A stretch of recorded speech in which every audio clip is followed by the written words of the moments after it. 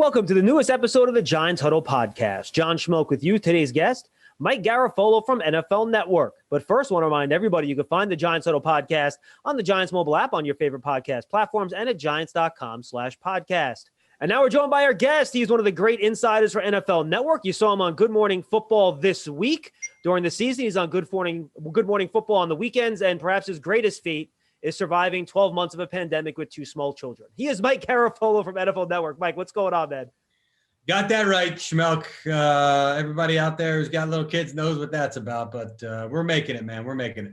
Yeah, luckily my wife and I are still playing 2-on-1, so we have a little bit of an advantage, but still, God bless her. All right, let's get right to it. You know the salary cap is fungible, but the Giants did not have a lot of space heading into this offseason. Were you surprised they took the aggressive posture that they did to create the space necessary to do the things that they did? Well, a little bit. I mean, I think everybody knew that there was going to be a sense of restructure and climb out or create more room, no matter who you were, based on the drop in the cap this year. I'd say, they probably were more aggressive than a lot of us thought they were going to be. Maybe even they thought they were going to be. I mean, Adoree Jackson popping free, changes things because now all of a sudden he's available. It reminds me of, the Antrell Roll signing from years ago when, he had a fifth year, a big number, and then the Cardinals let him go, but tried to bring him back. And all of a sudden he's available and these guys become available and you say, hey, we got to make a run at this guy because we've got a certain value on him. So, I think the overall spend surprised a lot of people, but John Mara's comments certainly made it clear that he was given the green light because he's ready to rock and tired of losing and tired of watching the postseason from home. Yeah, and I think, too, like the aggressive level in terms of the type of contracts they gave out, right? Even in a depressed market, you have to be aggressive like that to get these guys to sign long-term deals. Otherwise, they're just going to go sign a 1 year and try again next offseason, right? Well, that was certainly the case with Kenny Golladay. So the Giants, knowing what Golladay turned down in Detroit, which was, I believe, 18.5 a year, wanting to get him close to that number as a show of faith, not because it's a charity, but really making him feel good about, hey, we believe in you just like your previous team believed in you before last year when you only played 5 games, and wanting to start out on a right note. So it is a leap of faith. But in the end, it's designed to get the returns that you believe this player is capable of returning. I mean, listen, anytime you go into free agency, a lot of folks will say, I can't believe they gave that guy that much money, or maybe I can't believe that guy only got so little. It's not about what he's done in the past. It's about what you expect from him going forward. Now, the past can be an indicator of that, but long story short, if they didn't come to that number for Golladay, I think he does a 1-year deal, and maybe not with the Giants, maybe with somebody else. So, Mike, what do you think these additions now do for the Giants heading into 2021? You mentioned John Mara's comments about trying to make a run at this thing. Is this team positioned well, you think, now to make a run at the NFC East title? Well, listen, outside of Dak Prescott, I don't know what you can like about the other teams in this division, honestly. And the record, well, listen, Fitz is going to come in and Fitz is going to play well, right? Like, so Washington showed they're capable of competing, certainly playing well defensively, which will always keep you in games and help you win games. So I shouldn't knock the NFC East. It's just that we're not seeing a 13-3 runaway team. So yeah, you're in the mix. I mean, last year for the Giants was learning how to compete. Learning how to really reprogram themselves and program themselves the way that Joe Judge wanted them to. I thought it was really going to be a challenge for him, given the lack of an offseason program, to meet the players really in a lot of ways for the first time at the start of training camp. And so when you're trying to establish that culture, that's a hard thing to do. I mean, I go back to the Coughlin coach teams. A lot of the friction that we saw with the players occurred in the spring, because that's when he started to lay down his rules. Judge really couldn't do that. You can't do that virtually. So it took a while to get into the season before they started to really understand the method to the madness. And, once you saw it, things started to change. So, I see a team that competes much better than they had in recent years. And I see a team that, as the season went on, learned how to win some of these games and still left some on the table. I mean, that Eagles game on a Thursday night down in Philly was a game they should have won, and Ingram makes the catch, and they do. So, they're looking at it saying, well, we're starting to make that progress, but there's even more out there we could have had. So you take that in the offseason, you say, hey, there's even more to build on here, another step in the right direction, and yeah, we're right in the mix. Is that the same impression you have around the league from people that faced against these Joe Judge teams, that they are seeing a culture shift in the way the Giants are playing and approaching these games? Certainly, and definitely on the defensive side of the ball too. I mean, the Rams game was early in the season. I don't quite remember which week. Week 2 or 3, something like that. Yeah, and so they gave the Rams fits. They really did. And Sean McVay was talking about how difficult their defense was to prepare for, because with Logan Ryan playing so many different positions, they were able to disguise things. So I think the most respect toward the Giants that I heard around the league was certainly toward the defense, but definitely on the whole, and the sense that this was not going to be one of those shoots off of the Belichick tree that was going to fail and was going to be a situation where guys didn't know how to connect with the players. In this case, the coaches have done a really good job of that. Actually, I think the Rams are week 4 now that I think about it. Daniel Jones, where do you think he is now heading into year 3? What does the team need to get out of him so he establishes himself as that quarterback that John Mara described in an interview you referred to as someone that can lead this team to a title? Yeah, I think in a lot of ways it's a make or break year for him. I mean, and they're professing confidence, the Giants are, in him, but now you've got to see that leap. I mean, with every year, a lot of times you'll see it, first to second year with a quarterback. The problem with Daniel Jones in that regard is, he didn't really have the full first year because he didn't start right away. Eli Manning was the starter right away. And then, you change coaching staffs along the way, another offensive coordinator along the way. That can disrupt you. So it wasn't like it was a smooth transition. I mean, the 1 to 2 year jump that stands out to me was Carson Wentz a couple of years ago, where he really was an MVP basically until he got hurt in that second season. So I think now, given year 2 in the Jason Garrett offense, with those additions, now you look for that jump. So you've got to see. I think just treading water is not going to be good enough for Daniel Jones. I think it's got to be making a jump, and a significant jump at that.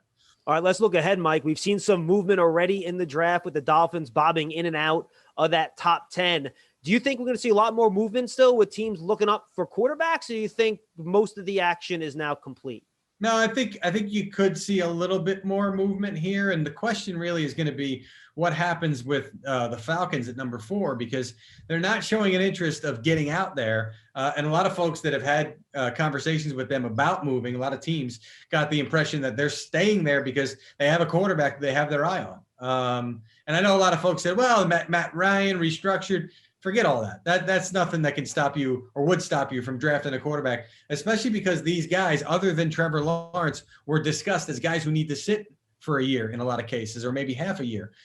So, you come in, you play Matt Ryan, you see how you can do potentially. So that really is something that could affect the draft order, because if they sit there at 4 and don't take a quarterback, now there's some teams, whether it's Carolina or Denver or Washington, there's a lot of teams that still need their long-term answer at quarterback, even if they have a placeholder right now where they might get on the move. So I think you could really see 5 quarterbacks in the top 10 for sure.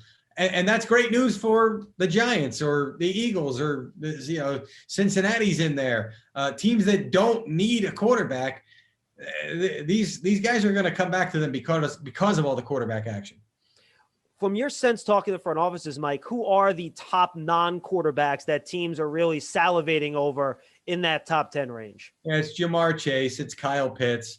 The shine has come off Penei Sewell, the offensive tackle, a little bit as we've gotten deeper into this, because a lot of folks have looked at it and said, wow, where's that? He's got great athleticism. He's got great bend, but where's that toughness, that mean streak, that you are not getting near my quarterback mentality?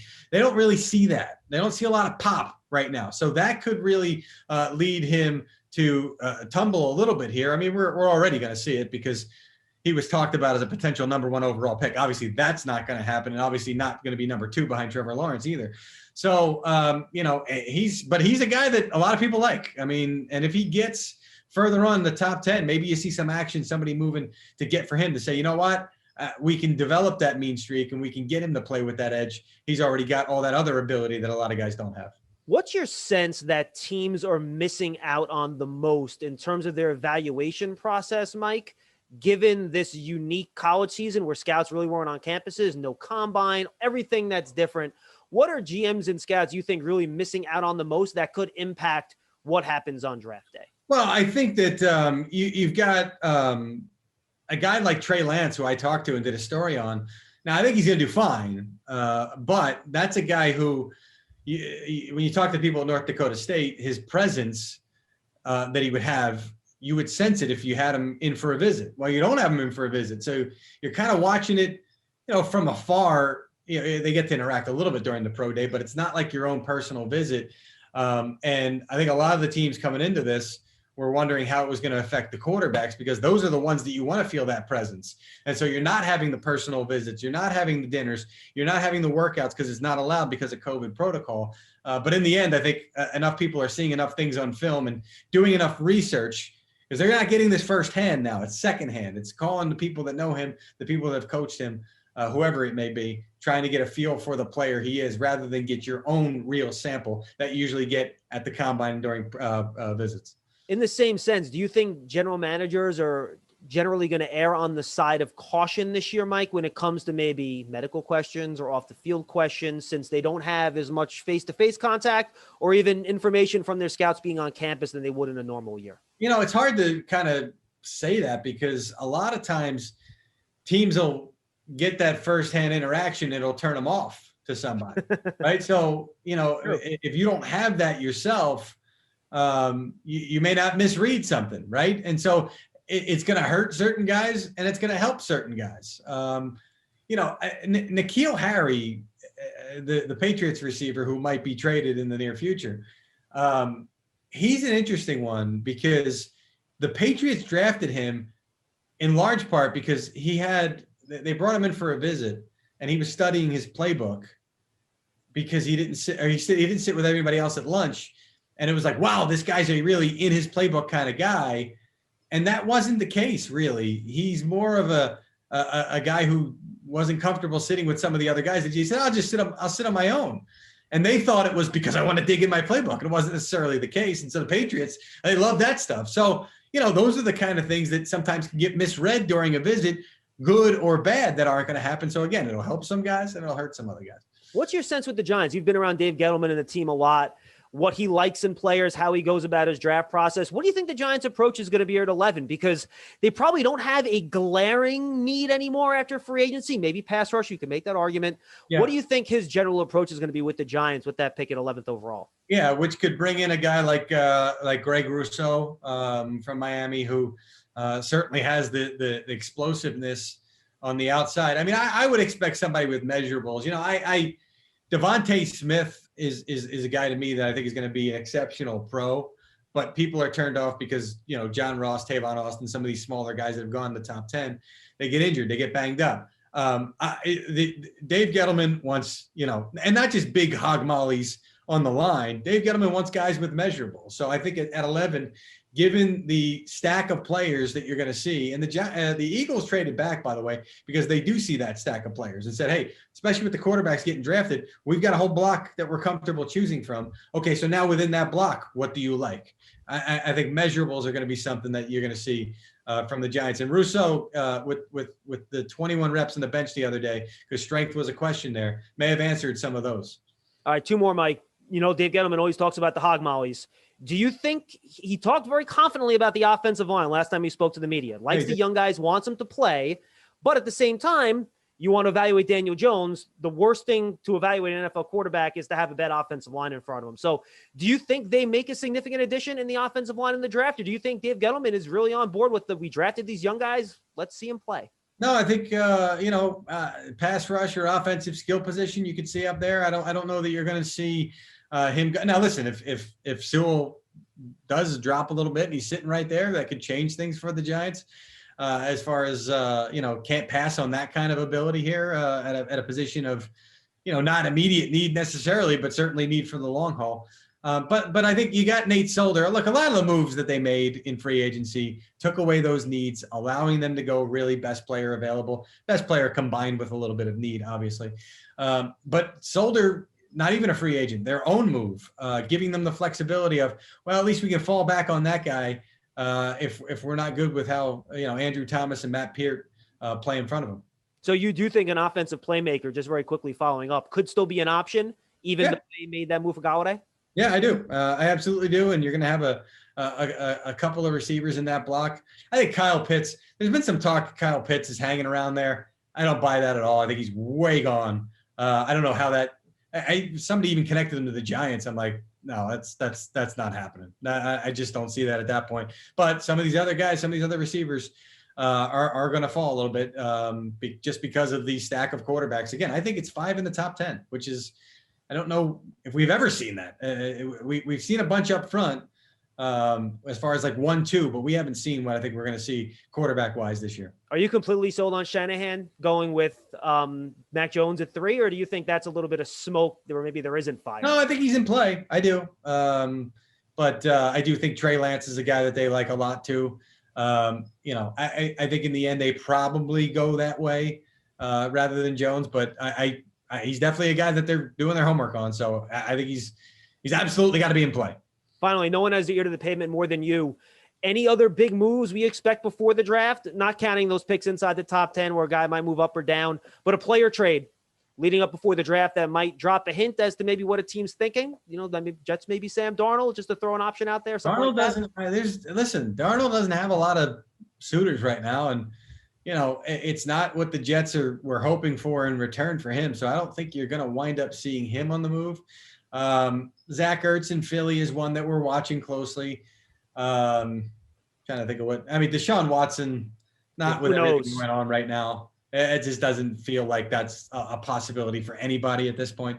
And that legal process is not going to be a quick one, certainly. So, I think some of the big ones, including him and Russell Wilson, are a little bit off the board right now. Now for fun, I wanted to lead with this, but I held my powder. Give me an insight into the text chain between you, Pelissauer, and Rappaport.